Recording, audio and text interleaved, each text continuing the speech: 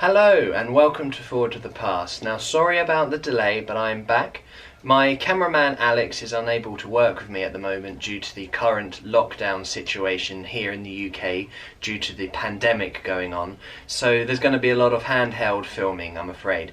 But in this episode I wanted to talk about vintage hot water bottles. So I have here 3 vintage hot water bottles and a couple of other water bottles here which are different designs, which I'll cover the kind of more modern alternatives. So first of all, let's have a look at the vintage ones. So on my channel, this is normally the part where I'll actually take the item apart and talk about how it works. But with a hot water bottle, there really is not much to talk about. So basically the only component it has would be the bung. So this is a simple case of unscrewing it, and there you go, it's off. So I know this is very obvious, you fill it up with hot water. What more is there to say? Well, there is some things I can say.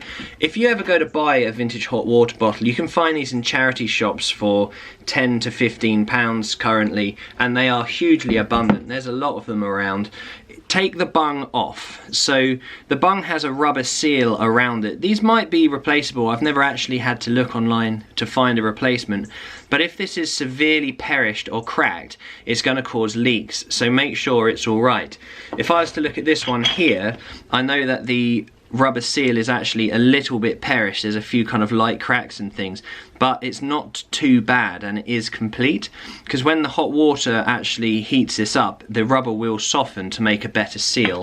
One of the things you might have noticed about the design of these vintage hot water bottles is the kind of bung on the top. Now this isn't a removable one like the one on the front, it's actually part of the housing and it is there for a reason. So if I take this bung out, get this recently boiled kettle of water in this somewhat uninspired modern kettle, which isn't mine, I have just borrowed it. I feel I should make a point of that.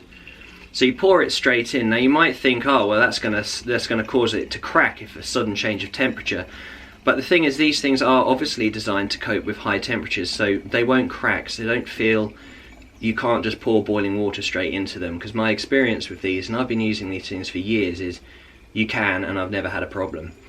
Now, if I actually overfill this on purpose, just to demonstrate what you can do, so here it goes to the top, and it's spilt over. If I try to put the bung in there, it's not going to cause a good seal and everything, so all you do is just stand it up, glug a few glugs out. Best to do this over a sink under normal circumstances. Put the bung in and just do it tight, but you don't need tools or anything. If you do it with tools, you'll probably break it or you would never get it off again. Now, if you pick up one of these when it's cold, you're going to hold it like this, you don't want to drop it. But if I touch that now, yeah, that's hot, that's very hot, and it will get up to the same temperature as the water, so it only takes about 30 seconds or so before this is at maximum temperature. So I can't carry it, so that's what the bung is for. Because this is solid and the water isn't inside, it takes a lot longer for the heat to conduct into this. So you can pick it up with this, and also you can use the bung to support it, so you can carry it from where the kettle is and put it in your bed. Vintage hot water bottles come in all shapes and sizes. The bigger they are, the hotter they will stay for longer when filled. And I've seen ones made of copper as well that are sometimes more square, sometimes they're cylindrical, sometimes they're squat and flat. But these are the old ones, so why aren't they really used so much today? Why are they so abundantly for sale in second-hand shops, flea markets, charity shops and all of that? And what about its modern counterpart? So one of the key differences between a modern hot water bottle and a vintage one is the material it's made of. So if I take off this knitted sleeve that this one is in, you can see that this is made of rubber. So a rubber one, if I drop it, it's not going to cause any harm. But obviously with a vintage one that's made of porcelain or ceramic or whatever, it's going to break. So obviously I'm not going to drop this one. Okay, so joking aside, I use pillows. No vintage hot water bottles were harmed during the making of this episode. Okay, so the kind of modern counterpart, this rubber one, I've just noticed, I've been reading on the inside of the top here, it says do not use boiling water. Do not fill more than 2/3 full and expel air. Ensure stopper is securely fixed. Okay, so one of those is obvious. Now this is one of the things about like the vintage counterpart. You can put boiling water in it as I described. So the kettle has boiled a few minutes ago, so it's not technically boiling. I'm going to pour it in the top now. There we go. See if I can get about 2/3. I swear when I was a kid and I used to use these, I just used to fill them up with boiling water without any trouble. Right, okay, so squeeze out excess air, put the bung back in. All very fiddly this, isn't it? There we go. Now, if I hold this, I know it's not boiling water, but it's still very hot. If you poured that water on you, it would scald you quite badly. But as you can see, I'm holding this hot water bottle and I haven't had to let go yet. So it doesn't conduct the heat as quickly. Now that might work in its advantage if it's going to stay hotter for longer. So I'm going to put these to the test. But there's one more to look at. This one. This is a microwave pad hot water bottle. In fact, it's not technically a hot water bottle, it's a hot gel bottle. Inside here is gel, which at the moment is rock hard, but will turn to a more liquid form when hot. And you just bung this in the microwave and leave it on for 5 to 6 minutes or so, and it's done. So, I think there needs to be a test. In fact, I'm not just going to do one test, but two. The first test will be on the bench, completely exposed, so this means no insulation for any of them. So this rather dainty knitted fleecy sleeve is not going to be used. They're just going to be naked.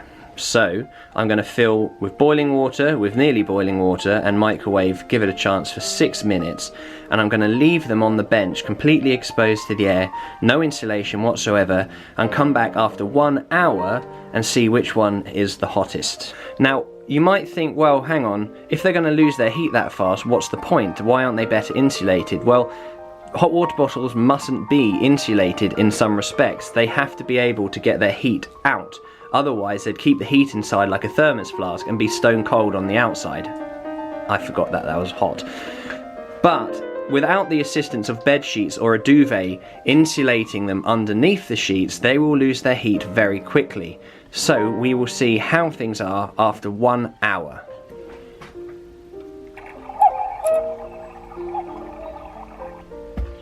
So the microwavable one is slightly warmer on the underside because it's been pressed against the surface there, and it's kind of like a room temperature.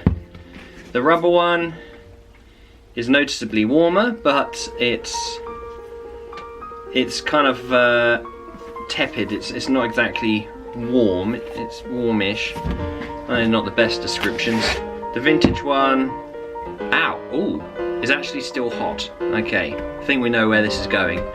So the next thing I'm going to do is actually test them overnight in a bed. So here I am in the middle of winter in England. It's cold, it's damp, and it's the perfect time to do an experiment on vintage hot water bottles. I'm not, however, going to be doing the test inside a house, but instead in this caravan. Okay, so it is dark, it is night time. It is 8 o'clock in the evening and they have all been set. So they are all hot. I actually put this one in the microwave for 10 minutes just to give it a fair chance, and they're all ready to go. So I'm going to put them underneath the cover so they are all insulated. Not only one cover but two, and they're evenly spaced apart so they won't keep each other warm. So hopefully that will give an accurate answer in the morning when I see who is the victor among the hot water bottles. Okay, good morning campers. Let's have a look at the results. So, pull back the bed sheets. Here we go. So, first of all, this one. I can feel a slight hint of warmth, but only ever so slight. Oh, interestingly, that one is warmer. That's not the result I was expecting. That one is actually still quite warm. And the vintage one is warm too. It's ever so slightly warmer than this one, but not by much, interestingly enough. But it's definitely the warmer one of the three. So we've got basically room temperature, slightly warm, a little bit warmer. So there we have it. The vintage hot water bottle is undoubtedly the winner. no surprises there. And it's not just a biased opinion because I prefer the older stuff. I'm genuinely impressed by the results of the microwavable hot water bottle. And to be honest, I'm pretty disappointed with the results of this one. Even though it's in its fleece and it's nice and insulated, it's pretty much cold this morning. But this one is definitely retaining the most heat. It does have the most liquid in it as well, so that's not surprising. Now, one of the things about this, a tip, if you're going to use one or let your child use one of these, always wrap it up in a t-shirt or a tea towel, or preferably a jumper. So if you were to put your bare feet on this when it's filled with boiling water, you will get burnt on it. So it's always good to wrap one of these up. This will also assist keeping it warm throughout the night as well, just another layer of insulation. So if you were to go camping, for example, you might think, well, this would be the best option because it's not going to break, it's nice and lightweight. I probably don't have access to a microwave when I'm camping, but I have taken one of these camping and found it to be hugely effective. As I said, wake up with this cold, wake up with this warm. There's a big difference. Now, why are there so many of them for sale, and why do people not really use them anymore? Well, really, if you look at the time frame that these were made and how houses were built back then, houses had very poor insulation, they didn't have central heating, they had single glazed windows, they were much colder and they were harder to keep warm. So something like this in your bed was really quite the luxury, and every room would have had these, and the parents' room would have probably had a couple of them. So they were hugely popular.